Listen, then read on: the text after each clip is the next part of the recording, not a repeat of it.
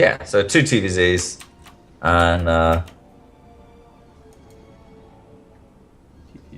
That was ZVT. Yeah, two TVZs. I don't know. Never. Yeah. We've had a lot of matchups. It's cool. Yes. So spawning in the top right-hand corner is our orange Protoss player from Red Bloods. It is Snufsky.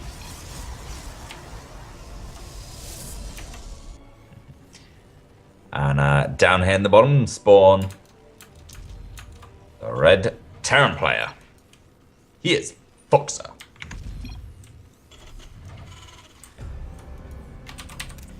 Yeah, so a little bit of friendly banter beforehand. I know Foxer was rooting for Snowski to win so he can play in his more comfortable matchup to Terran Berserk. And now he's revealing that information to his opponent. I think they're both getting a little bit of a chuckle. Yeah, the question is really whether Foxer was just rooting for him to win because he feels a little bit more confident in his TVZ than his TVP, but I don't know, I guess that question will be answered when we see how his TVP stands. Yeah, Snowski just putting in the Y. Maybe he's catching on, maybe not. It's also late. It's what?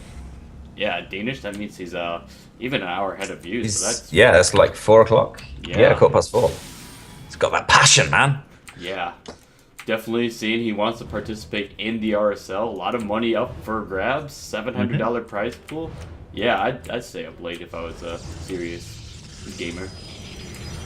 Yeah, and not just that prize pool, but the OSC points, possibly leading on to even greater prize pools. Yeah, definitely. I'm really like what the OSC has built up to. Yeah, I think their point system is one of the best kind of overall tournament systems in all of esports that I've come across. There's the variety of different ways you can earn them, and the way it encourages, incentivizes ladder play and take part in tournaments as well, headhunting and preparing for specific opponents. Really, really cool. Yeah, definitely. And I think it is the biggest, like, I don't know if you call it like a collaboration or like a, well, kind of is a collaboration between different leagues too. I don't think I've seen anything that's encompassed so many different StarCraft 2 initiatives. Maybe the WCS system, but obviously they're at a global scale at that point. Yeah, certainly it's they work with a lot of the community organizations, ASL, RSL, and a number of others, Bacon Infinity as well. Yeah, that's Filthy Weekly. Yeah, it's just and they focused on, they started with what was it, C, right? Because Eddie's from Australia. Yeah, that's a cool part. That'd be the last place I would expect something to come out from. So really cool that Eddie was able to begin that and continue to grow it out. For sure. Either way, we do also have a StarCraft game going on. It's not just all. This isn't the OSC praise channel. So we do see Oracle is coming out from Snowski. So starting with that first Adept, and I think he saw that the Marines were out, so just kind of playing around while getting that Oracle out, and we're gonna see if Foxer catches on to this. Foxer with his natural base, undefended. We don't see a what's it called, a missile turret tower, but he does have a handful of Marines. So. Yeah, and they've been buffed versus Adept, but they're still not that good. Maybe they are actually. They're certainly a lot better than they used to be, but. One Adept down, and about every single Marine gets slaughtered. And meanwhile, that Oracle comes in. It's actually coming to the natural, which is a little unfortunate, because there's certainly a lot more juicy targets in the main base, and no missile turret. So, yeah, still 2 SCVs and a Marine, I think. And,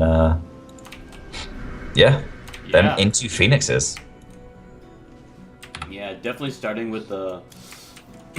starting with that Oracle opening, transitioning away into a couple Phoenixes, and then getting the Twilight Console on top of that. So definitely looking to transition away from that. Foxer, on the other hand, getting concussive shells, getting stim, really focusing on the bio.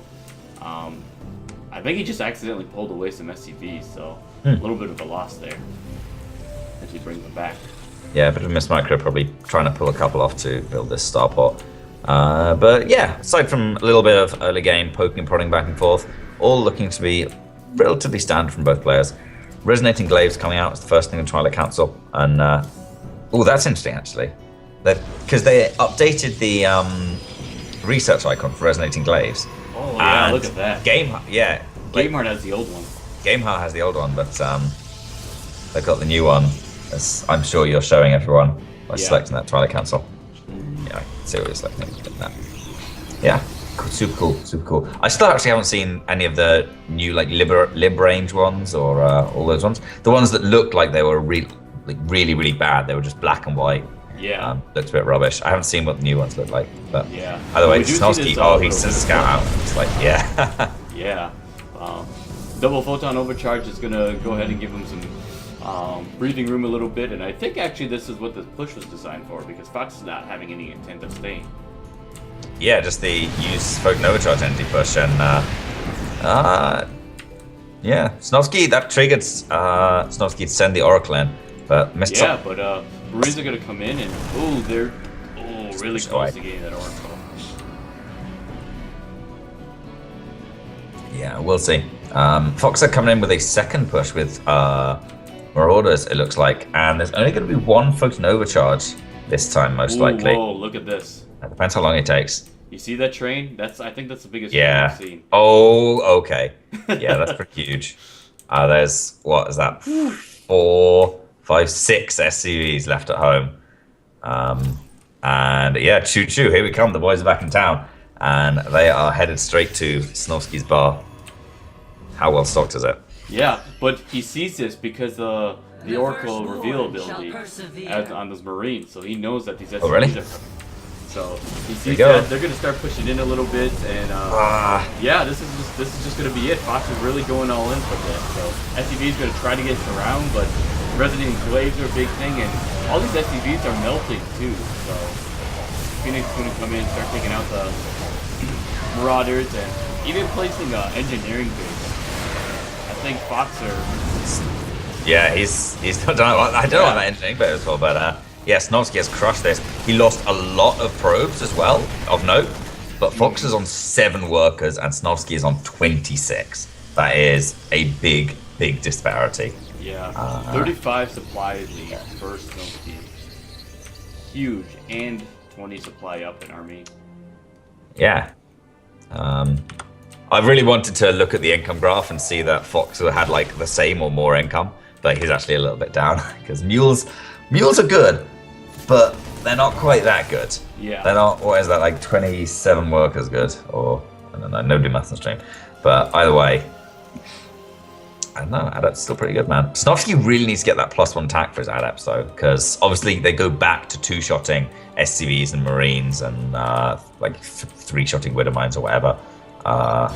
Doing that, Fox is just GG. Scans the army. Yeah, GG. Snosky takes that first map. Well, I think Fox just kind of gave it to him this time. I mean, yeah, the SCV pull isn't something that's seen too much play in Legacy of the Void. Definitely a tough map to do it on Dust Towers as well, with the ramp up into that natural. And Snosky, he didn't even like play that defense perfectly. He did very, very well with army control, but the Photon Overcharges were a little misplaced maybe. He put one down on a pylon that had like a quarter of its health left. And yeah, that pretty much immediately died. But either way, very, very good decision, immediate by Snosky to pull the probes. Something a lot of processes don't do, or a lot of players generally don't do until it's too late. It's no use pulling the probes or pulling the boys when half your army's died, because then you're basically just fighting with SCVs. You gotta have it all together. And yeah, there we go. Yeah. We're going 2 in just a second. Mm-hmm. Yeah. As we're loading map number 2, I think I saw really quick that Snosky actually had that vision on the SCV pull too, because those Marines that the Oracle tagged to try to not get taken out as it was bouncing around. Mm-hmm. It was I don't know. I thought it was a little bit of an oversight by Foxer, and I wonder if Foxer would have had a better chance if. Oh my god! Foxer actually didn't have combat shields with that push. I just noticed. He didn't have combat shield? No, that's huge. Because, yeah, no, he definitely didn't have combat shields. If he'd had combat shields, I think he actually could have won the game. Adepts go back to, like, 2-shotting Marines without combat shields. Like, if they stem, then they're on 35 health, and the Adepts are just like foot 2 dead. Whereas obviously that was the big Adept nerf, that -1 damage to light, makes them literally 50% worse in the early game against SCVs and Marines. And that's huge. That's absolutely massive. I think that must have been a mistake by Foxer, because there's no way you can't fit like 50-50 into a like 7-minute all-in. I mean, like 50-50 for combat shields. Yeah. Gas minerals. Yeah, so map number 2 is apparent. Yeah, it could be either Orbital or Ruins. I think the players went ahead a little bit premature, so they're trying to figure out what the next map is. Yeah. You know, look, scrolling up on that chat history. So it looks like Orbital is going to be our second map here. We're going to see if Foxer is going to... Just knowing Foxer himself, I'm pretty sure he went into the series frustrated, so I wouldn't be surprised if he's kind of taking the more of the, well, let's try this all in strategy, rather than trying to like go toe-to-toe. Yeah, maybe. I mean, it did come close to working. I really think that combat shield, like, I'd love to see that engagement replayed pretty, like, just exactly as it happened, but with combat shields on those Marines, because it makes a world of difference. Especially given Starsky didn't have that +1 upgrade for the Adepts, so they're not doing the extra damage. It wouldn't have mattered. Either way, Orbital Shipyard for the second game. Very similar game. Very similar map. Maybe even possibly a little easier even to defend that third base, but fourth base is slightly harder to take, especially for the Protoss if they're worrying about being dropped, pulled apart, or anything like that. Yeah. And we saw that this is where Foxer went into beast mode the last series, so maybe he'll be able to do something again this time. Yeah, very true. Protoss does sometimes struggle with turn drops all over the place. Obviously, the bio is one of the most kind of modular compositions. Really, you can very much afford to split off a small squad and go somewhere, and that squad will fight as a very good, very strong self-contained unit, whereas a lot of the Zerg forces are based on overwhelming, coming in from multiple angles and making sure you get that surround, which is much more difficult to do with a much smaller group of units. And Protoss, it's that deathball, man.